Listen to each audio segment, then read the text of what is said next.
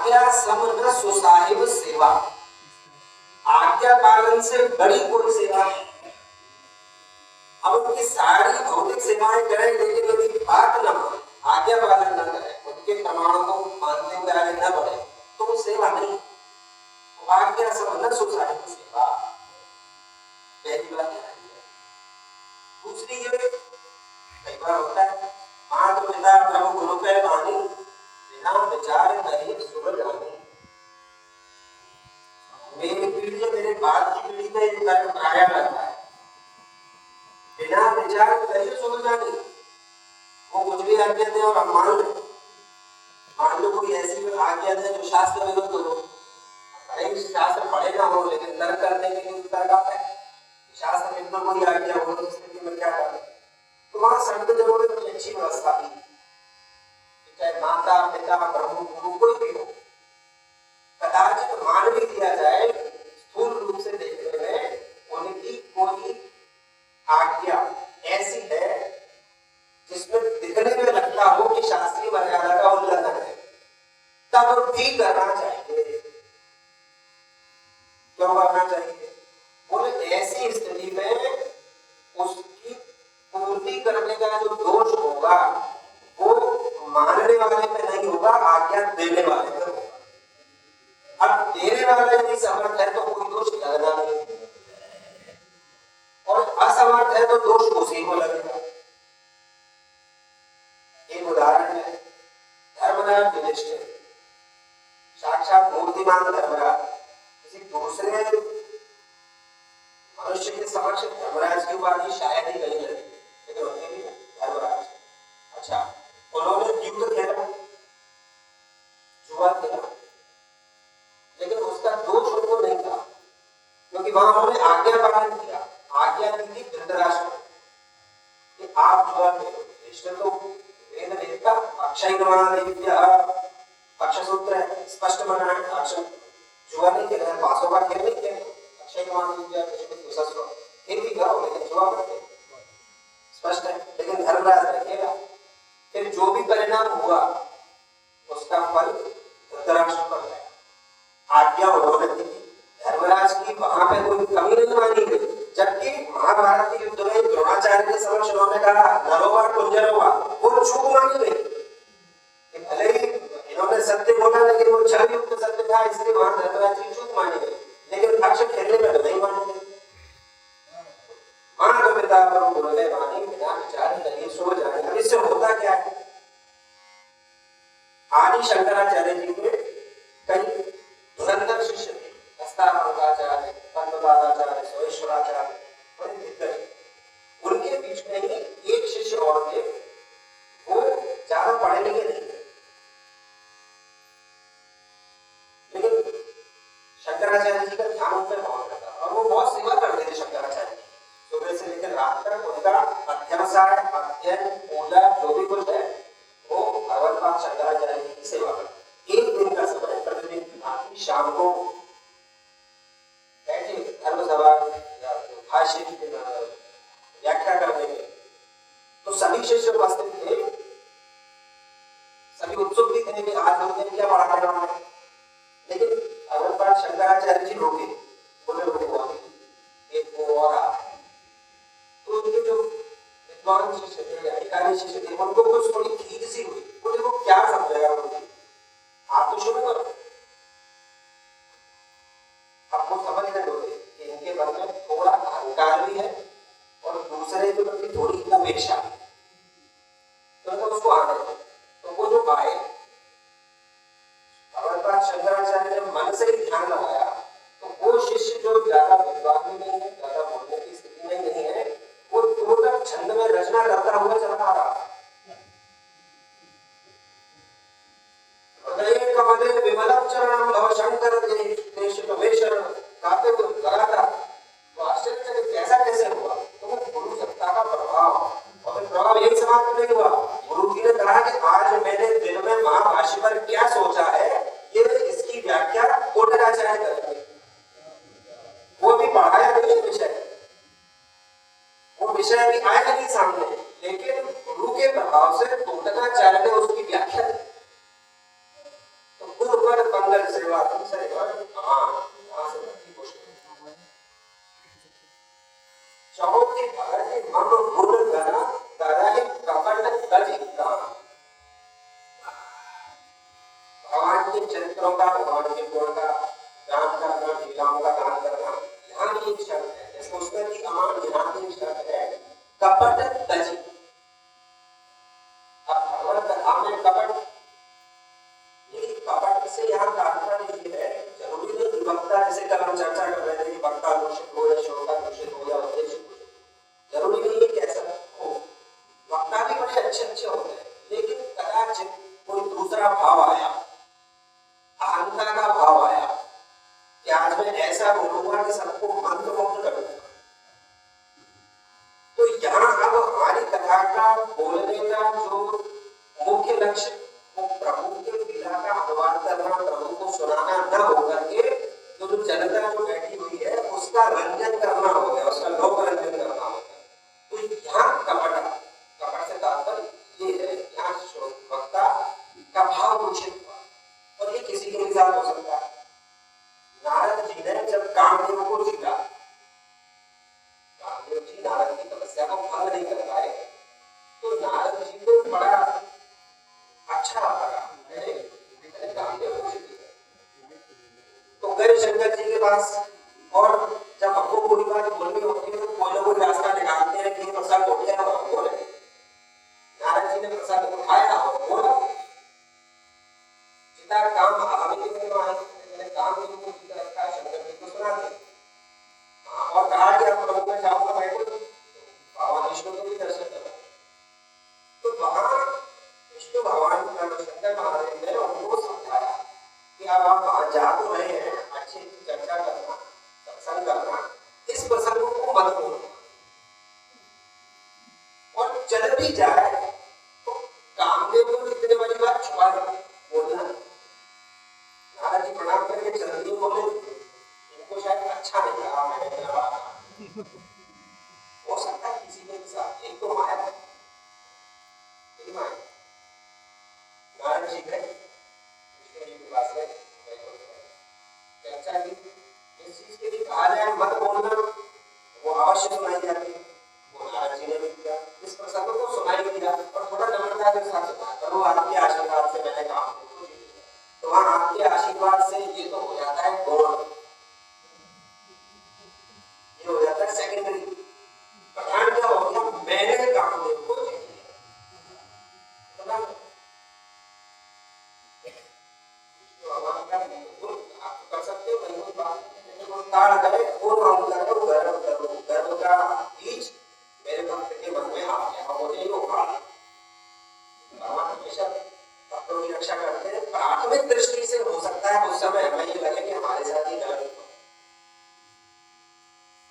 तो नारद जी ने कहा कि प्रभु भगवान ने विश्व मोहिनी में आया को प्रेरित किया और विश्व मोहिनी के स्वयंवर का प्रसंग आया, अब नारद जी की इच्छा हुई कि विश्व मोहिनी का मुझसे विवाह हो, वरण हो। विष्णु भगवान के पास गए, कामदेव को जीतने वाले नारद विष्णु जी के पास जाके कहते हैं कि आप अपना रूप मुझे दें, हरि रूप मुझे प्रदान करें। अब भगवान ने परम को या तो हरि रूप ही, लेकिन शब्द अनेकार्थः सन्ति, शब्द से अनेकार्थः सन्ति। अब हरि का भगवान विष्णु भी है और हरि का वानर भी है, तो वानर वाले हरि का रूप दे दिया, छोड़ तो नहीं किया, और उसके पहले नारद जी को चेताया, नारद जी को भगवान ने चेताया, उपत मार्ग रोज व्याकुल रोगी, वेद न दे सुनो मोहि जोगी। हे मुनि, जो रोगी है, जो बीमार है, वो प्रायः उपत्य मांगता है, मुझे ये खाने को दो, मुझे बाहर ले चलो, ऐसी तेज कर दो, मुझे ये खाना है, मुझे ये पीना है। लेकिन वेद न दे सुनो मोहि जोगी, वैद्य को लगता है कि इसके लिए उपत्य है तो वो देगा नहीं, क्योंकि उसका काम मरीज को प्रसन्न रखना नहीं, मरीज को स्वस्थ करना, स्वस्थ करने के लिए। तो नारद जी को प्रभु ने स्पष्ट कहा, वेद न दे सुनो मोहि जोगी, लेकिन माया ढूंढा समझ ही नहीं है, गिरा ढूंढा, भगवान की गुण वचन को समझ लेता है, क्योंकि माया से ग्रस्त हो ही गए थे। आगे का प्रसंग बताइए।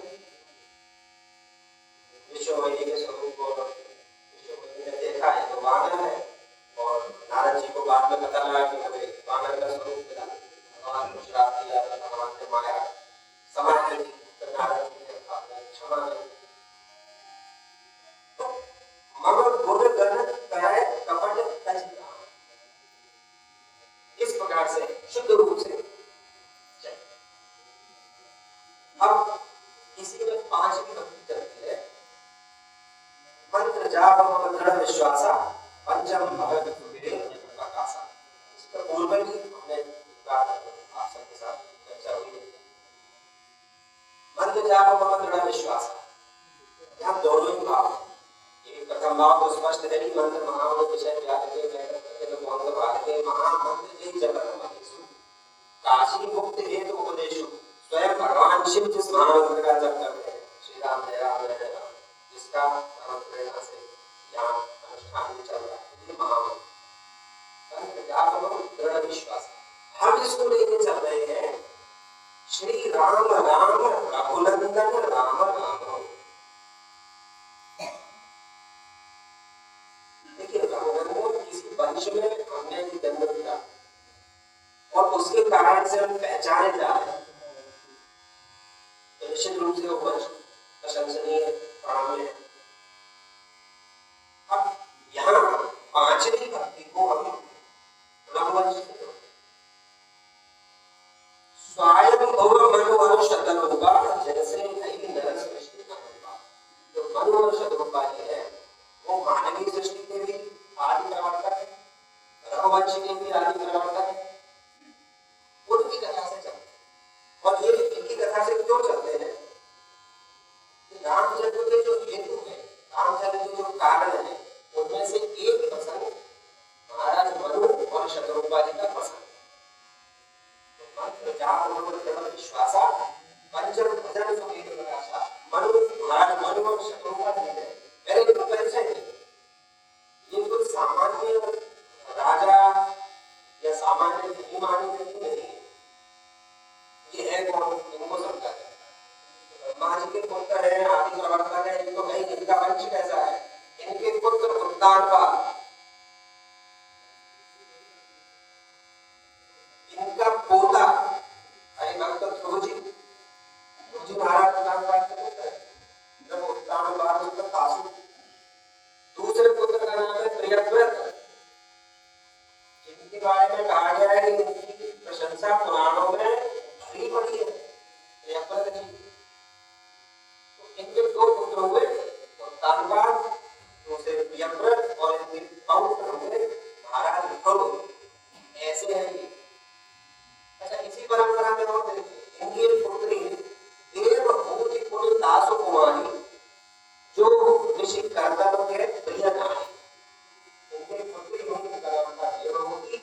देवभूति का विवाह कर्दम ऋषि से हुआ। बात यही समाप्त नहीं होती। देवभूति और कर्दम के जो पुत्र पैदा हुए, मतलब महाराज मनु के दौहित्र पोते, वो कौन है? तो अपने 6 शास्त्र है, 6 शास्त्र सब ग्रंथों में स्मारक जी को बोलते हैं। तो न्याय, योग, सांख्य, वैशेषिक, उत्तरमीमांसा, पूर्वमीमांसा। तो इनके जो पुत्र हुए वो हुए भगवान कपिल देव। सांख्य शास्त्र जिन्हें बरड बखानम, सांख्य शास्त्र के जो आदि प्रवर्तक है वो महाराज कपिल देव, मनु महाराज की पुत्री देवभूति के पुत्र। ये तो है इनका पारिवारिक वर्णन। ये कोई सामान्य व्यक्ति नहीं है। और वर्षों तक इन्होंने राज्य किया और बड़ा अच्छा राज्य चला, धर्ममय राज्य चला, वेद संबंध राज्य चला। ऐसे महाराज मनु और शतरूपा को एक दिन विचार करते हुए मन में ग्लानि, होइन विषय विराग भवन बसत भाचोत पद। विषयों से विराग नहीं हुआ और इन महलों में रहते रहते चौथापन आ गया, बुढ़ापा आ गया। होइन विषय विराग भवन बसत भाचोत पद। हृदय बहुत दुख लागे जन्म गयो हरि भजन बिनु। जन्म गयो हरि भजन बिनु। सब किया मैंने जीवन में, एक छत्र साम्राज्य बनाया, अपने पुत्र पौत्र दौहित्र सबको बनाया, लेकिन भगवान का भजन नहीं। जब जागे तब सब जाए, जब चेतना जग जाए, बचपन में जग जाए, किसी की तो विवाह के मंडप में जब कोई जिनकी छत्र छाया में बैठे उनकी चौथी बन गई। अब जगी तो क्या किया, बरबस स्वतः राज देना अपने के रघुवंश। यहाँ गोस्वामी जी लिखते हैं बरबस स्वतः राज देना, जबरदस्ती राज्य दिया उत्तान का, वो तैयार नहीं थे, बोले अभी मुझे चाहिए नहीं। ये है रघुवंश, जहाँ पिता राज्य दे रहे हैं लेकिन वो बोल रहे हैं कि मुझे चाहिए नहीं। अच्छा, ये बात तो प्रभु श्री रामचंद्र जी ने भी कहा जब तय हुआ कि राम का राज्याभिषेक होगा, जब राज्य मिलेगा, तो उन्होंने कहा भी विमल वंश ये अनुचित हेतु बंधु विहाय बड़े अभिषेक, सारे मेरे भाइयों को छोड़ के बड़े को ही राज्याभिषेक किया जा रहा है, ये उचित नहीं। तो ये है रघुवंश, इसलिए आगे आएगा बाबू राम तो राज्य दिया, उत्तान को राज्य दिया। और वन में आए, वन में आके उन्होंने द्वादश अक्षर मंत्र का जाप किया। वासुदेवाय जो मंत्र है, जो कि मंत्र सार्वजनिक रूप से बोले नहीं जाते तो उच्चारण न करते हुए हम समझते हैं। द्वादश अक्षर मंत्र का महाराज मनु और शत्रुघ्न ने जाप।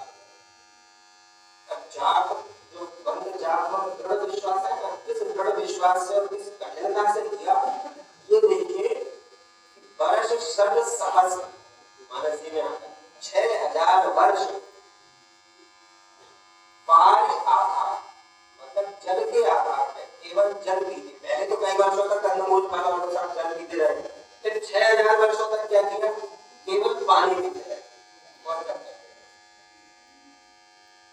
अब आगे जो संवत सप्त सहस्र, आगे जो 7000 वर्षों तक जल दिया, उसमें क्या किया, पूरे समीर आधार, केवल वायु का आधार, बस प्राण ले रहे, सांस खींच रहे हैं, ये भी हमारा हो जाए 7000 वर्षों तक।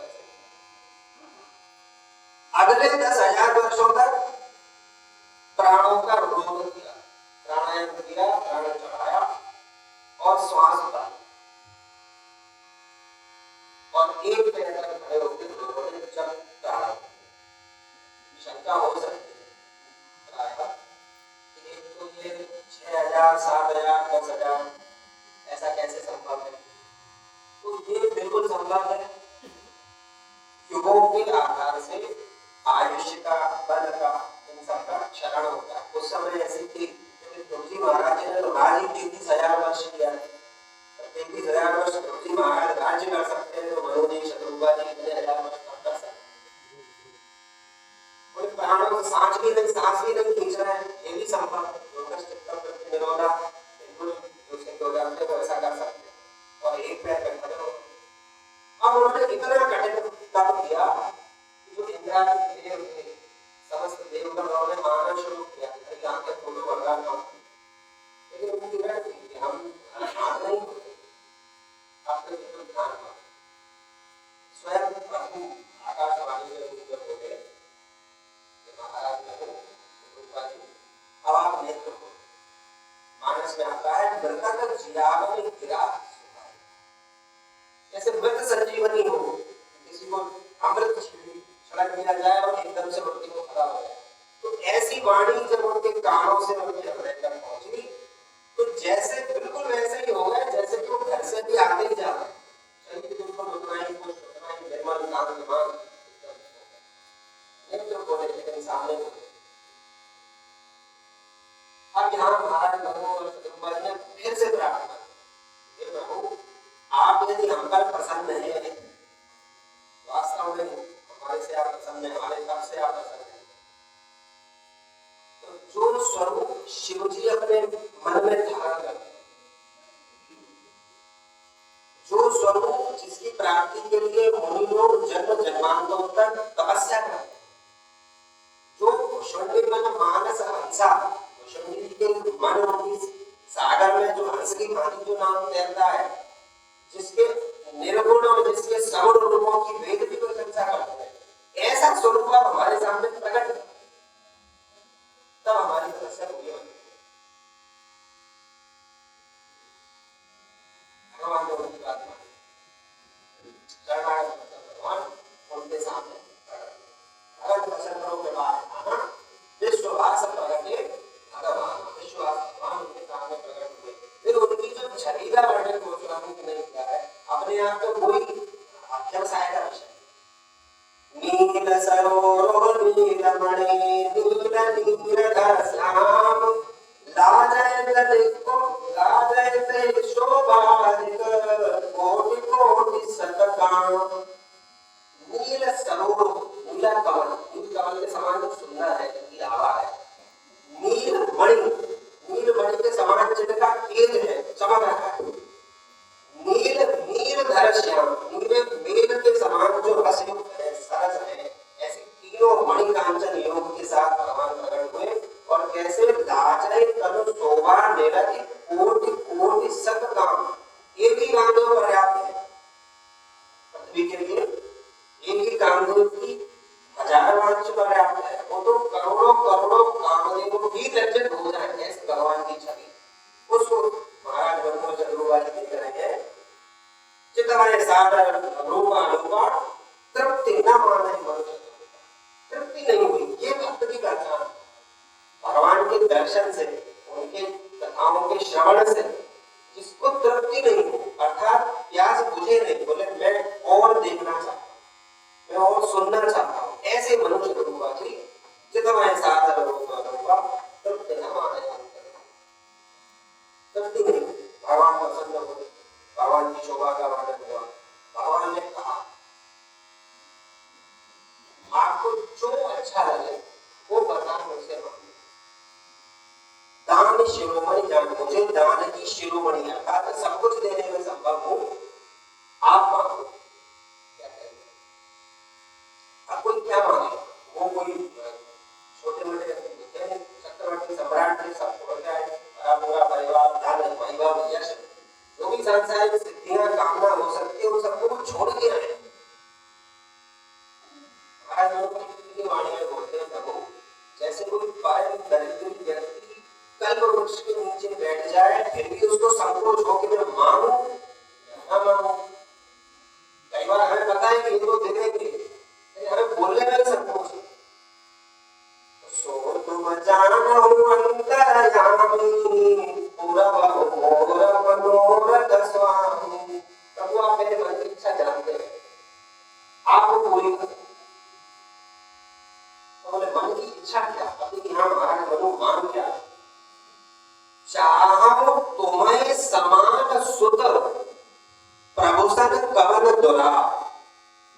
बोले प्रभु आपसे कोई दुराव नहीं है, कोई झुकाव नहीं है, मैं आपके समान पुत्र चाहता।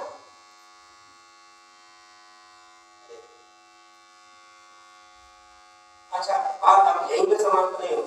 भक्त इतने आप बल हो गए भक्त माने और प्रभु आह्लादित न हो, ये भी संभव नहीं। तो प्रभु एक कदम आगे, वो बोले चाह तुम्हें समान पुत्र, आपके जैसा पुत्र मुझे चाहिए। अब भगवान देखिए क्या हो, आपको सरस खोजो कहाँ जाई और में आई। अरे कहाँ महाराज मनु आपने जैसा तो कहाँ खोजने जाऊंगा, कोई कोई कमी निकलेगी। काम करता हूँ, मैं स्वयं आपके पुत्र के रूप में आया। मंत्र जाप मम दृढ़ विश्वासा, भगवान को पुत्र के रूप में प्राप्त करने वाले महाराज मनु शरण। लेकिन ये प्रसन्न नहीं हो। अब मनु महाराज से चर्चा पुत्र रूप में चाहा, अब शत्रुपा देवी से आप भी कुछ मांगो। बात उन्होंने पहले कोई नहीं की, जो बलनाथ चतुर नृप मांगा सो कृपाल मोहि दिया। जो चतुर धर्मात्मा राजा ने जो वरदान मांगा है, मेरे लिए वो अनुकूल है। अब यहाँ महारानी ने मनु महाराज के लिए चतुर शब्द का प्रयोग। इसका भावार्थ ये है कि चतुरता का आशय इन अर्थों में नहीं है कि हम सांसारिक उपलब्धियां कितनी मात्रा में ले पाते हैं, या हम सांसारिक उपलब्धियों को लेने में किस प्रकार से अपनी बुद्धि का प्रयोग करते हैं, उसको चतुरता नहीं है। चतुर वो है जिसने भगवान की भक्ति करके भगवान को पुत्र रूप में प्राप्त किया। तो वहां महाराज को बोला गया चतुर, ये है चतुर। सामान्य हम लौकिक जीवन में तो चतुरता नहीं था, चतुरता ही जो गणनाथ चतुर नरकमाला सो कृपालो यति लाभ। फिर भी बोले नहीं मां को कुछ करो। तो बड़ी धर्म में बात महाराज बोले, उन्होंने कहा कि जो आपके भक्त हैं, जिनको आप निज जन मानते हैं, ये मेरे हैं। अधिकांश लोग ऐसे होंगे जो भगवान को अपना मानते हैं, भगवान मेरे, लेकिन वो लोग तो बहुत थोड़े हैं जिनको भगवान कहे कि ये मेरे, तो बहुत ही लोग हैं, शायद उंगलियों में। तो महाराज जी शतरूपा वो स्थिति मानते हैं। तो आप इसमें सोई गति सोई भगति सोई निज चरण सने सोई विवेक सोई कहानी प्रभु हमारे कृपा करें। वो आपके जो भक्त हैं जिनको आप अपना मानते हैं, जिनको आप अपना मानते हैं, सोई रुचि उनकी रुचि, सोई गति सोई भगति, उनकी गति क्या होती है, उनकी भक्ति का स्तर क्या होता है, उनका विवेक कैसा है, वो रहते कहाँ है, कृपा करें। सोई विवेक सोई कहानी प्रभु, और हमारा आचरण हम वैसे ही रहे, कृपा करें प्रभु, हमको ये चाहिए।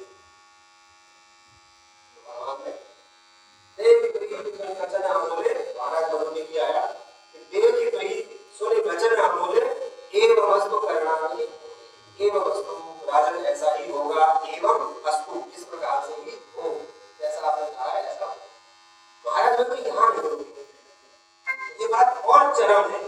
पुत्र रूप में भगवान को चाहना, पुत्र रूप में भगवान को मानना, इससे आगे का चरम उत्कर्ष महाराज मनु ने बोला। बोले एक मेरी इच्छा और है, बोले आप जब पुत्र रूप में आएगा तो चाहे कोई मुझे मूर्ख कहे, ऐसा मूर्ख व्यक्ति है तो परमात्मा है, लेकिन शुद्ध विषय का मति मेरी हो, मैं आपको पुत्र रूप में मानूं, ये नहीं मानूं कि चतुर्भुज साक्षात सशब्द चक्रम सलिल मंडलम परमात्मा मेरा पुत्र, नहीं, मेरी मति शुद्ध विषय की मति होनी चाहिए। मैं ये मान के चलूं ये मेरे पुत्र है, तब तो मुझे लाभ। महाराज ये भी होगा, चलो महाराज और आगे है, अब ये चरम है महाराज मनु की भक्ति का, ये चरम। वो बोलते हैं माने बेनो फाने जेने जल बेनु मीना, मामा जीवन में तुम्हारे अधीना। जैसे मणि के बिना फणी अर्थात सर्प, मणि सर्प की खो जाए तो जिस प्रकार से सर्प व्याकुल होकर डोलता है, पूरे स्थान पर होता है उसको, तो बेचैन अंदर से इतनी अकुलाहट होती है मेरी मणि मिल जाए, तो इस प्रकार की तो मुझे अकुलाहट चाहिए आपके संदर्भ में। और इसके आगे जिन्हें जल बिनु मीना, जैसे जल के बिना मछली की जो स्थिति होती है, अकेली तड़पती नहीं है, शरीर भी छोड़ देती है। हे प्रभु आपके विषय में मेरी ऐसी। अब ये चरम मान दिया महाराज ने,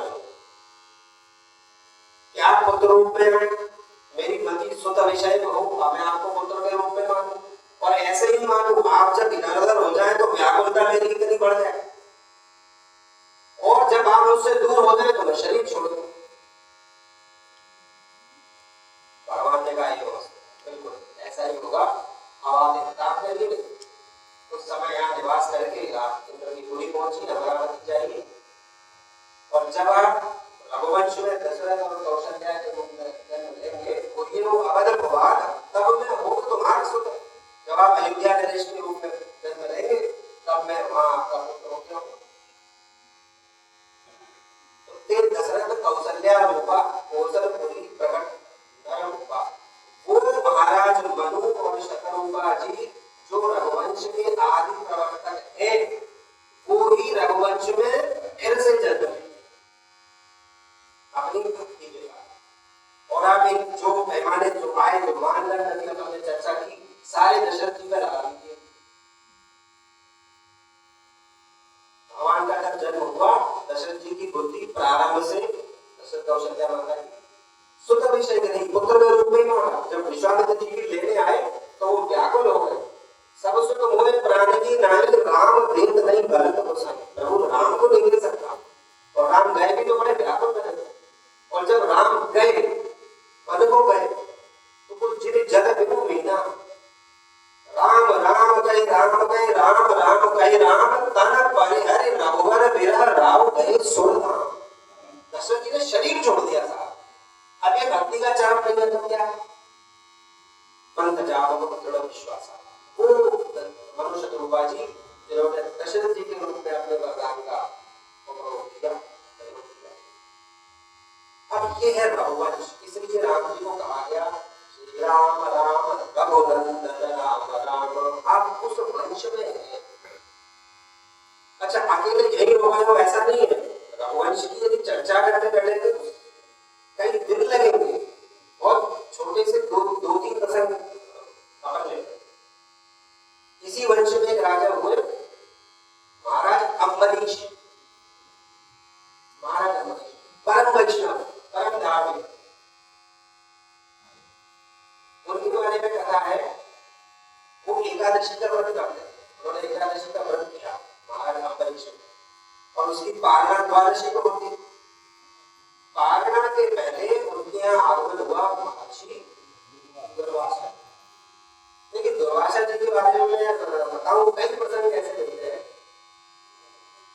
मानस से उठाएं या पुराणों में उठाएं, भागवत जी में उठाएं, या प्राय ऐसा लगता है कि दुर्वासा जी आए और कुछ ना कुछ भयानक टाइप का विचित्र तरीके का कुछ हो रहा है, बड़े क्रोधी संगीत, पता नहीं क्या क्या इस तरीके का प्रसंग आता है। लेकिन यहाँ ध्यान देने वाली बात यह है, दुर्वासा जी कोई सामान्य ऋषि तो है, रुद्रावतार है। अब इतने ही दोष है तो फिर रुद्रावतार की अवधारणा कैसे होगी? तो यह सार ये है कि भगवान जब कई रूपों में जन्म लेते हैं तो कई लीलाएं करनी होती है, तो कई लीलाओं के कई हेतु होते हैं। उन हेतु को बनने के लिए भी अवतार दुर्वासा जी के माध्यम से कई लीलाएं हुई। तो अम्बरीश जी की जो लीला थी उसके प्रमुख पात्र दुर्वासा थे। आके बोलते हैं कि हम भोजन करेंगे, भोजन की व्यवस्था ठीक है, हम तब तक स्नान करके आते हैं, भोजन तैयार। अब ऋषि मुनि स्नान करके आए नहीं, द्वादशी समाप्त होने वाली है, पारण कैसे हो? एकादशी का व्रत है, पारण के बिना पूरा नहीं हो। तो जब द्वादशी लगभग एक घड़ी के आसपास बची रहे, या बस अब द्वादशी समाप्त होने वाली है, तो उनके मंत्रियों ने महाराज एक काम करो, भगवान के चरणों का चरणामृत हो, उससे आचमन कर दो, पारणा भी हो गई तो आपने भोजन भी नहीं किया। बात तो सही। तो उन्होंने चरणामृत लेके पिया, और पीते साथ ही दुर्वासा जी आ गए। बोले ये तो गलत हो गया, आपका हमारा निमंत्रण देके हमारा प्रतीक्षा करे बिना आपने भोजन ग्रहण कर लिया, आपने आचमन कर लिया, आपने पारणा कर ली, हम आपको श्राप तो नहीं दिया, हमारे अब वो थी कृत्या। कृत्या एक बड़ा तंत्र प्रयोग है, उसके बारे में सर्वविदित है कि कृत्या का प्रयोग प्रायः अमोघ होता है। वो अपने लक्ष्य को भस्म करने के लिए कदाचित उसमें असमर्थ हो तो जो छोड़ता है कृत्या को, जब प्रयोग करता है उसके ऊपर आके उसको नष्ट करता है। लेकिन दुर्वासा ने दुर्वासा कृत्या छोड़ी, कृत्या गई जब उनके पास गई, महाराज अम्बरीश जी विराजमान है अपने सिंहासन के पास। अम्बरीश जी की इतनी भगवत भक्ति कि अम्बरीश जी के पीछे सुदर्शन चक्र खड़े हो। अब कृत्या की हिम्मत नहीं कि अम्बरीश जी के पास, अब सुदर्शन चक्र में कृत्या को भस्म किया सबसे पहले। अब सुदर्शन चक्र दुर्वासा जी के पीछे, अब हम आपने भी कही भगवत अपराध का भाई भक्ता अपराध की, भगवत अपराध की बात है। अब आगे आगे दुर्वासा जी पीछे दुनिया में ब्रह्म को तक घूम गया है। ब्रह्मा जी ने कहा हम समर्थ नहीं, विष्णु जी के पास जाओ, उनकी आपको रास्ता बता। विष्णु जी के पास आए दुर्वासा जी, उन्होंने कहा अपराध मेरा नहीं हुआ स्वामी, अपराध भक्त का हुआ। जिस भक्त का अपराध हुआ है उसके पास है। दुर्वासा जी अम्बरीश जी के पास आए, अम्बरीश जी से क्षमा निवेदन किया, अम्बरीश जी ने उनको प्रणाम किया, वहां के सुदर्शन चक्र शांत। इसकी सुरक्षा के लिए स्वयं सुदर्शन चक्र खड़े हैं रुद्रावतार दुर्वासा जी, जिनसे क्षमा मांग रहे ऐसे अम्बरीश जी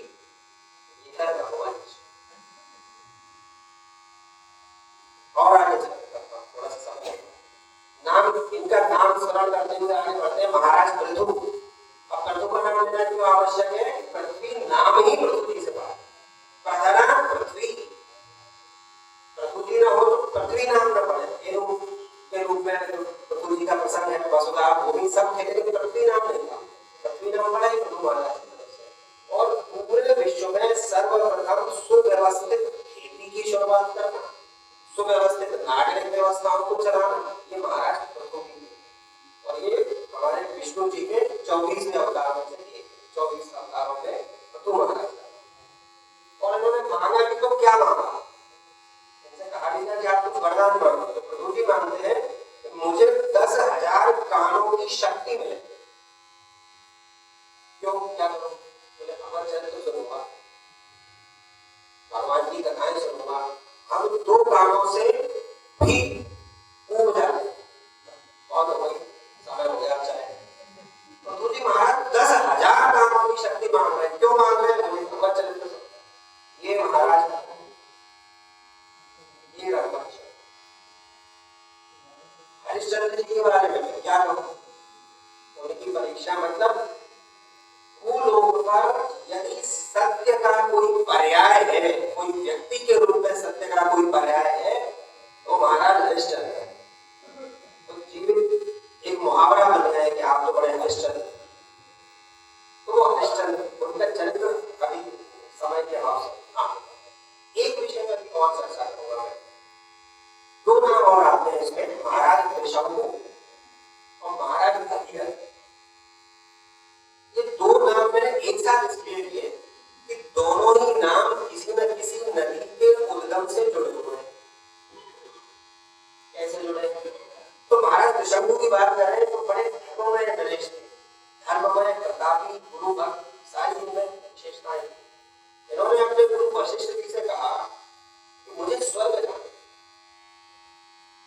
वशिष्ठ जी ने कहा स्वर्ग जाने में कोई बाधा नहीं है राजन, आपके तो आचरण ही ऐसे, आप स्वर्ग जाएंगे। लेकिन 2 शब्द आते हैं, अहंकार, अहमन्यता और ममत्व, अपनापन। किससे? शरीर से। उनके मन में ये बात आई कि मुझे सशरीर जाना है। अब उनको समझाया गया राजन, स्वर्ग में दिव्य शरीर होते हैं, ये शरीर स्वर्ग में जाने लायक है नहीं, आप स्वर्ग का उपभोग इस पांच भौतिक शरीर से नहीं कर पाए। लेकिन नहीं, मुझे इसी शरीर से जाना है, क्योंकि मैं चाहता हूं मैं स्वर्ग भी चला जाऊं, लेकिन ये शरीर मेरा नष्ट भी नहीं हो। इतना प्रेम इस शरीर से, शरीर नष्ट ना हो लेकिन मैं ऊपर ही चला जाऊं। तो वशिष्ठ जी ने साफ साफ बोल दिया ये संभव नहीं। अब हमारे सदगुरुदेव ने स्पष्ट कहा ये संभव नहीं, तो वहां क्या गलती हुई? हमने अपना आप तो पुरुष ही बदल लिया। हमारे सदगुरुदेव ने कहा ये संभव नहीं, हम दूसरे गुरु जी के पास चले गए, क्योंकि करना है ये। सदगुरुदेव के सदवचन नहीं माने, वहां वचन पे ध्यान नहीं दिया, विश्वामित्र जी के पास चले। अब ये सोच के गए होंगे कि भाई वशिष्ठ जी और विश्वामित्र जी का किसी समय में रहा था विरोध, ये तो मान ही जाएंगे। विश्वामित्र जी मान भी गए, बोले हाँ राजा हम तुमको स्वागत होता है, तैयार होता है। अब विश्वामित्र जी के तर्क का प्रभाव देखिए, किसी पांच भौतिक शरीर से विश्वामित्र जी ने त्रिशंकु को स्वर्ग में भेजा। अब ये अनुभव नहीं रहा, अभी तक कोई भी सशरीर स्वर्ग नहीं गया।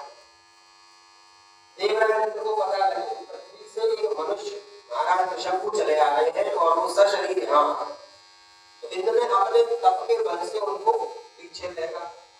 अब त्रिशंकु महाराज की स्थिति देखिए, ऊपर मस्तक नीचे पैर होने वाले त्रिशंकु को जब धक्का लगा नीचे गिरे, तो नीचे पैर, नीचे सिर और ऊपर पैर। अब वो इसे कहते हैं अधर में रखा है। अब वो अधर में धरती पे आए नहीं, विश्वामित्र जी का तप उनको आने नहीं दे रहा था, वो ऊपर भेज रहा था। इंद्र उनको नीचे फेंक रहे थे, तो वो ऐसे अधर उसको बोलते हैं। यहीं से बात शुरू हुई, त्रिशंकु की स्थिति होना किसी निर्णय में नहीं पहुंचा। अब वहां लटके हुए त्रिशंकु के मुख से जो श्राप हुआ, उसको बोल सकते हैं।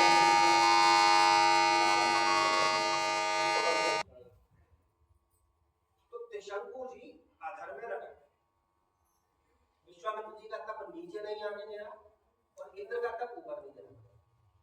वहां जब वो अधोमुख हो गए, जब त्रिशंकु गिरे और उनके उनके मुंह से जो श्राप हुआ, जो लार जिसको बोलते हैं, तो बोलते ना लार टपकना, लार टपकना सकारात्मक शब्द नहीं, वो उन इच्छाओं के प्रति बोला जाता है जिनकी या तो उस समय उपयुक्तता न हो या हम जिसके लिए अनुकूल। ऐसी लार शंकु जी के मुख से निकली और उस नदी का उद्गम हुआ कर्मनाशा। कर्मनाशा नदी के बारे में प्रसिद्ध है कि उसका जल का स्पर्श हो जाए तो पुण्यों का नाश हो जाए। केवल पितृपक्ष में वहां जाते हैं और उसमें उसको पार करते हैं, उसके तट पर जो भी वहां की क्रियाएं होती हैं वो करते हैं। सामान्य दिनों में ये बिल्कुल प्रसिद्ध उक्ति है, कर्मनाशा का स्पर्श हुआ और पुण्य का क्षय हुआ। मान लो बोलना चाह रहे हो यदि ऐसे पदार्थों की तरफ हमारी प्रवृत्ति हुई जिनके लिए हम उपयुक्त नहीं है या वो हमारे लिए उपयुक्त नहीं है, फिर भी हम अनधिकार चेष्टा करेंगे तो पुण्यों का क्षय। ये त्रिशंकु से इसी के साथ दूसरे हैं भगीरथ जी। भागीरथ जी के साथ क्या हुआ? व्यक्तिगत उनके साथ कुछ नहीं हुआ। कपिल मुनि का जो श्राप था वो महाराज सगर के पुत्रों को था।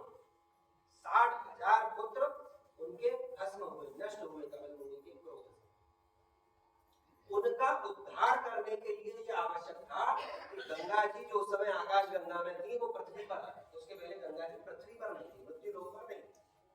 ये अनिवार्य था कि गंगा जी है, लेकिन गंगा जी को आकाश गंगा से नीचे लाने में पीढ़ियां सगर दिलीप, यहाँ राजा भी कई दो बार अलग अलग नामों से हुए। दिलीप पहले भी हुए, दिलीप बाद में हुए। दिलीप असमंजस, अंशुमान, पीढ़ियां खपने के बाद भगीरथ जी आए। भगीरथ ने तपस्या करी, ब्रह्मा जी को चाहा सबसे पहले, प्रभु मुझे गंगा जी को नीचे लाओ। भगीरथ जी, ब्रह्मा जी तैयार हुए, ठीक है आप गंगा जी को नीचे ले जाइए हमारे। गंगा जी की प्रार्थना करी कि देवी आपको नीचे आना है। देवी भी तैयार, प्रसन्न, ठीक है भगीरथ जी हम आते हैं, लेकिन हमारे वेग को रोकने वाला आप तैयार है। अब देखो सब तैयार, ये व्यवस्था बना। अब भगीरथ जी ने शंकर भगवान की स्तुति की, उनकी आराधना करी वर्षों तक। शंकर जी प्रसन्न हो गए, ठीक है भगीरथ जी गंगा जी को आने। वेग से उमड़ती हुई गंगा चली आई, शिव जी की जटाओं में समा गई। फिर स्तुति की, प्रभु गंगा जी तैयार भी हो गई थी, आ भी गई, लेकिन आपकी जटाओं में खो गई, इनको विमोचित करो। तो गंगा जी उन्होंने अपनी जटाएं खोली और वहां से गंगा जी प्रवाहित। गंगा जी अपने उफनते हुए वेग से चली आ रही हैं जन्नू ऋषि के आश्रम में, जो उन्होंने जिसे बोलते हैं तांडव किया जन्नू ऋषि का कमंडल। मुश्किल से गंगा जी तैयार हुई, ब्रह्मा जी उनको छोड़ने के लिए तैयार हुए, फिर शंकर जी लेने के लिए तैयार हुए, फिर शंकर जी की जटाओं में हो गई, देवी चली आई, अब ऋषि ने कमंडल में। इसे बोलते हैं धैर्य का चरम और भक्ति का चरम। इसीलिए वो भगीरथी प्रयास सामान्य प्रयासों के लिए बोला भी नहीं जाता, बोला जाता भगीरथी प्रयास, अर्थात भगीरथ की कोटि के प्रयास तो हो। फिर भगीरथ जी ने जन्नू ऋषि से प्रार्थना करी, ऋषि स्वभाव से ही संत, उन्होंने छोड़ा, गंगा जी का नाम जानना भी पड़ा और गंगा जी आगे आई, उस सगर के पुत्रों का उद्धार हुआ। तो वो त्रिशंकु थे जिनके कारण से कर्मनाशा उत्पन्न होती, ये भगीरथ है जिनके कारण से गंगा जी उत्पन्न। ये है इसी क्रम में और आगे रघुनाथ नंद राम नाम, इसी क्रम में और आगे सभी महाराज दिलीप, दो चरित्र बहुत अनिवार्य और जुड़े हुए पिता को, महाराज दिलीप और महाराज रघु। महाराज दिलीप का ऐश्वर्य और शौर्य ये था कि स्वयं देवराज इंद्र उनको देवासुर संग्राम में बुलाते। प्रभु आइए, मर्त्य लोक से एक राजा स्वर्ग में जाके इंद्र की सहायता करते। ऐसे दिलीप इंद्र की सहायता करके वापस लौट रहे थे, तेजी में थे, त्वरा की दिल्ली पहुंचे थी, तो कामधेनु गौ माता को देख न सके और अवज्ञा हो गई। मतलब गौ संत हमसे गुरुजन हमसे बड़े हैं, ये यदि दिखे तो कितनी भी तेजी में हो इनको प्रणाम करने जाना चाहिए। दिलीप चले गए तो गौ माता ने, कामधेनु ने वहां कहा, अब जब तक मेरी पुत्री नंदिनी प्रसन्न नहीं होगी तब तक इस राजा के संतान नहीं। दिलीप तो नहीं सके, तो चले। कालांतर में दिलीप ने अनुभव किया कि पुत्र नहीं,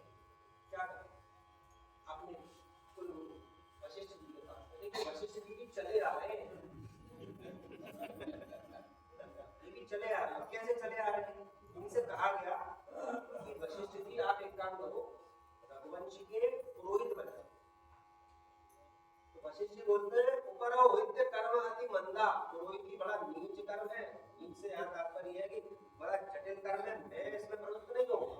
हालांकि उन्होंने भगवान की जो प्राप्ति हुई उनको वो पौरोहित्य से ही हुई, स्वयं रघुनाथ जी के पुरोहित बने, लेकिन उन्होंने कहा इसमें इतना संयम चाहिए, इतने नियम चाहिए कि मैं बनूंगा नहीं। बोले नहीं साहब आप इसलिए बन जाओ कि इसमें भगवान राम का अवतार होगा।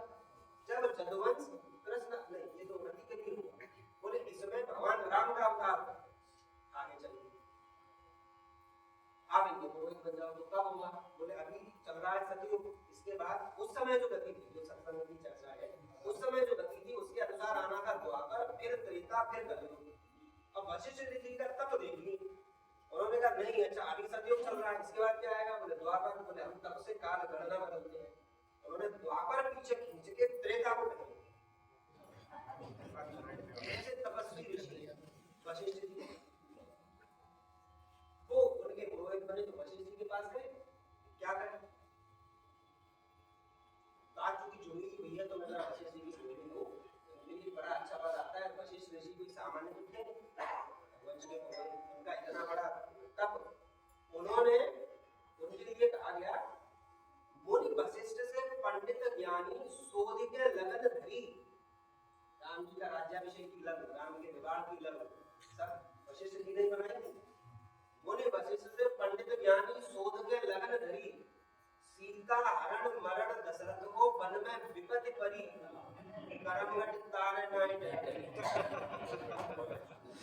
उनके लिए कहा हम मेरा तो रघुवंशी बने वशिष्ठ जी दिलीप जी पहुंचे वशिष्ठ जी के पास कि प्रभु बताइए क्या करें? उन्होंने कहा गाय की सेवा करा दो, गऊ का अपराध हुआ है। तो बोले क्या करें? बोले बेटी नंदिनी गऊ मिल जाओगी, कामदेव की पुत्री, इसकी सेवा। दिलीप महाराज दिलीप और उनकी पत्नी महारानी सुदक्षिणा, उन्होंने जो गौ सेवा की है वो अनुकरणीय है। ऐसे अनुकरणीय है, कालिदास जी ने बड़ा अच्छा वर्णन किया होगा कि वो हिमालय की तलहटी पे नंदिनी गौ को लेके और उनकी सेवा करने के लिए आए और इस प्रकार की सेवा की कि स्थिता सिद्धांत उच्चलिता प्रयाताम निषेध ऋषि मासनवंद वीरा। जब वो गाय खड़ी होती थी तब दिलीप खड़े होते थे, जब वो बैठती थी तब ही दिलीप बैठते थे, और जब वो भोजन करती थी, जब वो घास खाती थी तब ही दिलीप भोजन करते। इस प्रकार की दिलीप ने गौ दी। और ऐसा करते करते उनको कुछ दिन हो गए। एक दिन अचानक से ध्यान हिमालय के सौंदर्य की तरफ चला गया और इतने में देखा कि नंदिनी गाय की पुकार है, चीख, इसको बोलते हैं आर्त पुकार। मैं 5 मिनट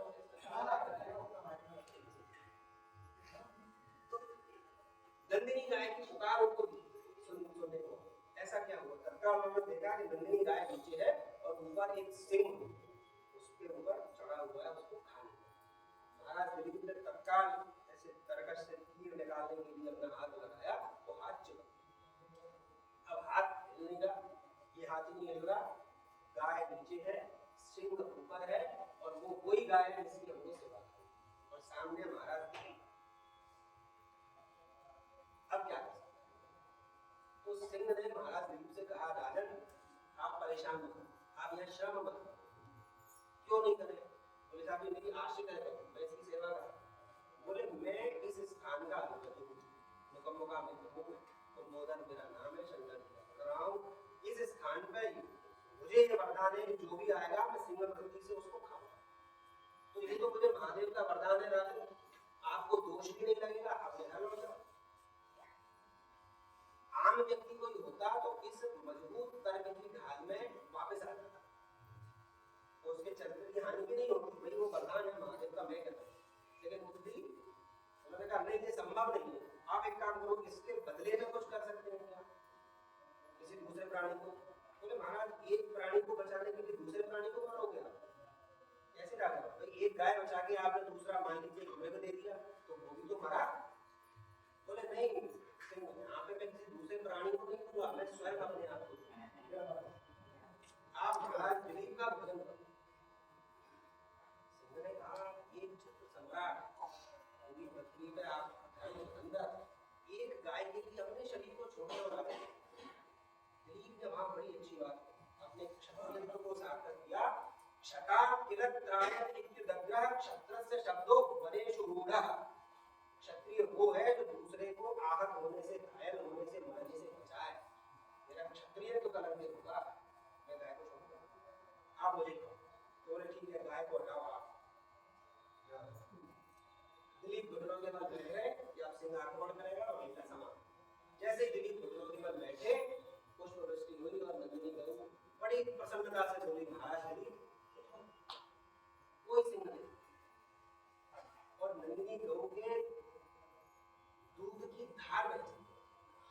बोले महाराज दिलीप इतनी प्रसन्न हूं कि मेरे दूध स्रवित हो रहा है, जल्दी से दोना लाओ, दूध को भरो और पी जाओ आपके पुत्र। फिर देखिए ये है दिलीप। उन्होंने कहा जब तक आपका बछड़ा नहीं पी लेगा वो संतुष्ट नहीं होगा। दूसरी बात, फिर इस दूध से हविष्यान्न नहीं बन जाएगा, दूध की आज्ञा से अनादि कर्म नहीं हो जाएंगे, भगवान को निवेदित नहीं हो जाएगा तब तक, और गुरु की आज्ञा नहीं पूरी होगी, मैं ले नहीं सकता। अब ये दिलीप की अंतिम परीक्षा थी। ये अंतिम परीक्षा नंदिनी को बोलते दिलीप, महाराज दिलीप आप उत्तीर्ण हैं, घर चलो। घर आए, दिलीप महाराज ने दूध का सेवन किया, हविष्यान्न किया, और उन दिलीप के जो पुत्र हुए उनका नाम है महाराज रघु। और वो इतने प्रतापी थे, जितनी कथाएं अभी हमने संक्षेप में सुनी, इन सबका चरम यदि कोई है तो रघु। ऐसे रघु कि महाराज मनु का वंश, इक्ष्वाकु का वंश, मानधाता का वंश, अनरण्य का वंश, पृथु का वंश, दिलीप का वंश प्रसिद्ध हो रहा है रघु के नाम से, महाराज रघु। और राम जी के लिए भी रघुवीर, रघुनंदन ये कहा गया। तो वो रघु है कैसे? वो रघु ऐसे हैं परम प्रतापी, परम धार्मिक। इतना बड़ा उन्होंने अश्वमेध यज्ञ किया तो इंद्र घोड़ा चुरा के ले गए, तो इंद्र का मान मर्दन किया, इंद्र से घोड़ा वापस लेके आए। यदि पौराणिक आख्यान में देखा जाए तो रघु महाराज शायद एकमात्र उदाहरण होंगे कि इंद्र ने जब जब जिसका घोड़ा चुराया है वो मिला नहीं यज्ञ विध्वंस हुआ। लेकिन महाराज रघु अपना अश्व लेके आए और इतना दान किया कि सर्वस्व दान कर दिया, उसके पास अगर मिट्टी के बर्तन बचे। उस स्थिति में महाराज रघु सरयू के किनारे बैठे हैं और संध्या वंदन कर रहे हैं। एक ब्राह्मण कुमार उसका नाम था कौत्स, महाराज को प्रणाम करके जाने लगा। तो कैसे आए ब्राह्मण? बोले महाराज आपकी ये स्थिति है, हमने कुछ नहीं। अरे बोले बैठो, बात क्या है? बोले मेरा विद्या अध्ययन समाप्त हो गया और मैंने अपने गुरु जी से कहा मुझे दक्षिणा दो। गुरु जी ने 14 करोड़ स्वर्ण मुद्राएं दी। अच्छा यहाँ पे ये सोच के ये नहीं सोच रहे गुरु जी कैसे एक ब्राह्मण विमान से 14 करोड़ स्वर्ण मुद्राएं मांगी, अभी तक तो स्नातक है, इसका कोई आजीविका तो है। ऐसा नहीं था, वस्तु का ये था कि कौत्स ने कई बार निवेदन किया। तो जो ऋषि थे, शायद भरतंतु नाम था उनका, वो कुछ चिढ़ गए। बोले तुमको 14 विद्याएं सिखा दी, प्रति विद्या के हिसाब से 1 करोड़ स्वर्ण मुद्राएं। बोले शाम तक भूखे आ जाएगा और फिर मेरा शिष्य उसको समझा कि वापस दे दूंगा, इसमें कुछ लेना नहीं। लेकिन शिष्य भी परम शिष्य था, उसने कहा मैं लेके आऊंगा। तो महाराज रघु के पास, रघु महाराज ने कहा कि आप मुझे समय बैठ, मैं आपकी व्यवस्था करूं। मंत्रियों को बुला के कहा कहीं कुछ है? बोले महाराज कुछ नहीं, बोले हम एक छत्र, एक राट सम्राट। बोले महाराज सबसे कर ले चुके हैं इस वर्ष का, आप कर नहीं ले सकते, जनता से ले चुके हैं, सामंतों से ले चुके हैं, सरदार से जो भी हो सकते सबसे ले चुके। अरे बोले रुको, कुबेर से कहां किया? कुबेर भी तो कैलाश पर्वत में निवास है, कैलाश पर्वत पृथ्वी है, कुबेर हमारे अधीन है, कुबेर का हम चढ़ाई करेंगे, कुछ नहीं, हमारा रथ तैयार करो, सुबह कुबेर पे चढ़ाई। ऐसे महाराज प्रातः हुआ तो मंत्रीगण सब आए, अरे महाराज कोषालय भरा हुआ है स्वर्ण मुद्रा, पूरा कोष भर गया। कुबेर पे साहस नहीं था कि आपका सामना करे, कोष भर गया। महाराज ने पूरा ब्राह्मण कुमार से कहा कि ये कोष आ गया, इसको ले जाइए। वो भी तपस्वी वाला, तपस्वी ब्राह्मण वाला। बोले महाराज केवल 14 करोड़ दूंगा, आपके यहाँ और कितने भंडार भरे, मेरा उससे कोई संबंध नहीं है। महाराज बोले हमने ये दान देने के लिए बुलाई है, हम इनको रखेंगे। तो फिर निष्कर्ष ये हुआ कि 14 करोड़ स्वर्ण मुद्राएं गिन के कौत्स को दी गई, शेष महाराज ने दान कर। ऐसे महाराज मैं 5 मिनट और है, वहां से, क्योंकि महाराज रघु का चरित्र आ रहा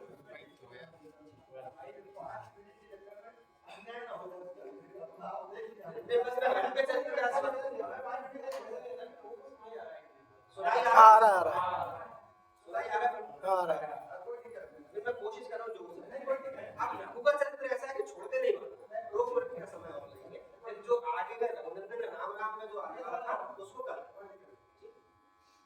तो ऐसे महाराज रघु इतने प्रतापी, इतने धर्मशील। अच्छा देखिए, सुंदरकांड में एक बार जब रावण आया मां सीता के सामने, तो वहां मां सीता कहती है हर सुध नहीं रघुवीर बाण की। अच्छा, राम रावण युद्ध के पहले तक कभी भी राम जी का और रावण का आमना सामना नहीं हुआ। इसका मतलब राम ने कभी रावण पे उसके पहले बाण नहीं चलाया। तो ये तो सिद्ध है कि यहाँ खल सुध नहीं रघुवीर बाण से आश्रय राम जी के बाण से तो नहीं है ना। तो यहाँ क्या है, यहाँ ये कथा लिखी है, महाराज रघु सरयू नदी के तट पर बैठ गए, संध्या कर रहे थे, और उसी समय रावण आया। जैसे वशिष्ठ जी चल रहे हैं ना, ऐसे रावण की लंबी श्रृंखला में चला है। महाराज अनरण्य से इसकी लड़ाई हुई, दशरथ से हुई, रघु से हुई, राम जी के सामने आके इसका पराभव हुआ। तो जब वो रघु के पास आया और उसने देखा कि ये तो बिल्कुल केवल यज्ञोपवीत धारण करे हुए बैठे हैं और इनके पास कोई अस्त्र शस्त्र नहीं है, कोई सैन्य आयुध नहीं है, अब मैं इनको जीत सकता हूं। तो रावण ने महाराज रघु के ऊपर आक्रमण किया। अब रघु महाराज भी ऐसे तपस्वी, उन्होंने भी जल्दबाजी नहीं की कि मैं अपनी संध्या या जो पूजा कर रहा हूँ उस पूजा से उठूं, फिर धनुष बाण उठाऊं, फिर इससे युद्ध करूं, इसको भगाऊं। इतने तपस्वी थे कि वहीं कुश की आसन से उन्होंने एक तिनका उठाया और उसको रावण की तरफ ऐसे प्रहार करके फेंका।